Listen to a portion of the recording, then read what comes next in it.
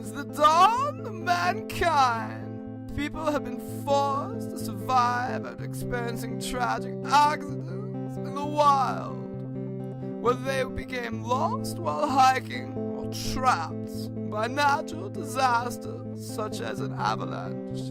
Many have attempted to survive, and many have failed. Today, we'll show you how to survive.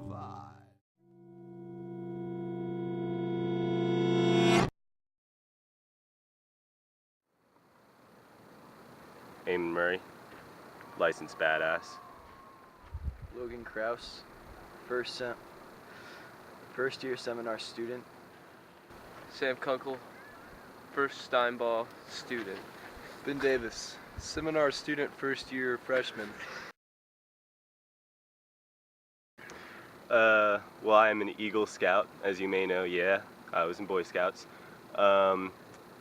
I took a lot of wilderness survival classes when I was a kid growing up, learning about the Native American techniques, and it's a lot of like living with the earth, finding harmony bullshit. When you actually apply it, sort of makes sense, so that's pretty cool.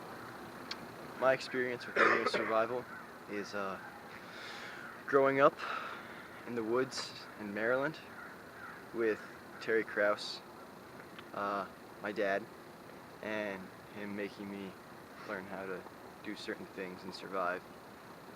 He wouldn't let me join Boy Scouts. So, yeah, and then also when I went to Alaska for 30 days and on a NOLS course, but I wouldn't exactly, I'm not sure, but yeah. Went on first descent, and OP taught me a lot. It's actually an excellent question. When I was just a lad, my father and I would go out and we'd go on these day hikes, which involved Nutri-Grain bars and Nalgene's. And I mean, they get pretty epic. A lot of parkway experience. Got a couple blisters. And then it was up to Canada for about a couple weeks.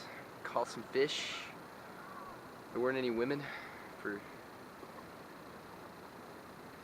And then I went on an OP outing trip, and that was fun. So yeah, that's my experience.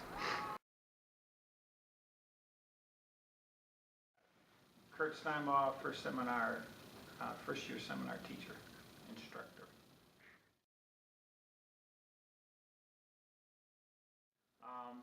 I think that wilderness survival just helps folks to gain confidence in being in the outdoors. The other thing, I guess, when you get down to it, it's also fun. It's enjoyable to be out there to do something that's challenging, and kind of like Bear Grylls, you got that confidence that you can make it no matter what.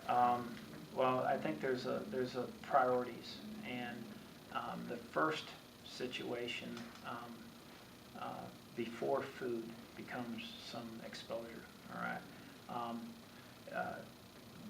The first threat to you might be exposure as well. So you want to consider, temperature and shelter and those type of things probably initially.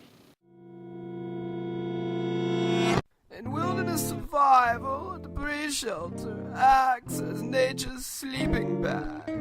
Seen here is the construction. A ridge pole is placed down the center that should be at least a foot taller than you are. Ribs are added to the sides to support the leaves that will be gathered on top. It is important to know your structure and build it with keen and insightful knowledge. 2 feet of leaf insulation should be piled on top to the point where you can reach your arm and feel the ribs inside, and have the leaves come to at least your shoulder. Once the leaves are applied, it is important to then insulate the center of your shelter. Not enough insulation will lead to a terrible night. This is a debris shelter. Okay. I'm Liz Dinwiddie. I'm a senior. Psychology major, and I've worked here for 2 years at outdoor programs. Cool. I'm Rachel Whitmer. I'm also senior. I'm a recreation management major, and I've worked at outdoor programs for, I guess this is my 3rd year. So. I would say the best thing is to make sure you're prepared, like know where you're going, know what you need. Just going out into the wilderness without any kind of preparation can end up being really deadly, or you get injured, lost. There's a lot of consequences for not being prepared for what you're about to do. Yeah, I think that's definitely true. I feel like of the things you can go out and do without any planning, that's probably one of the more dangerous activities. Anything outside, I mean, I think there's a big illusion. You just go right off the parkway and you don't have to prepare for that at all because nothing can happen. But the fact is, the second you take a step off the parkway, you're in the wilderness and you're not in charge anymore, really. Without fire, you would not be here today. Fire is what brought us, humans, out of caves and allowed us to take flight in giant balloons. Here you learn how fire is made. One way to make fire is with a bow.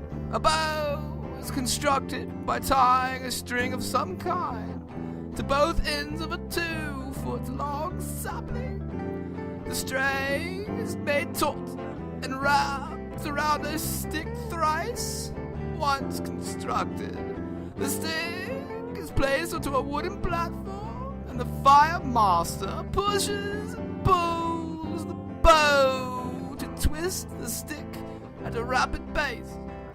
After a few minutes of vigorous stick twisting, friction causes a coal to form. The coal must then be placed into a pile of tinder and blown on to ignite the pile.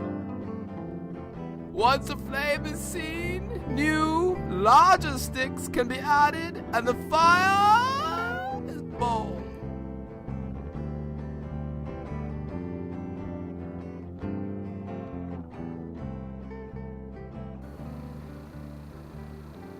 Exposure.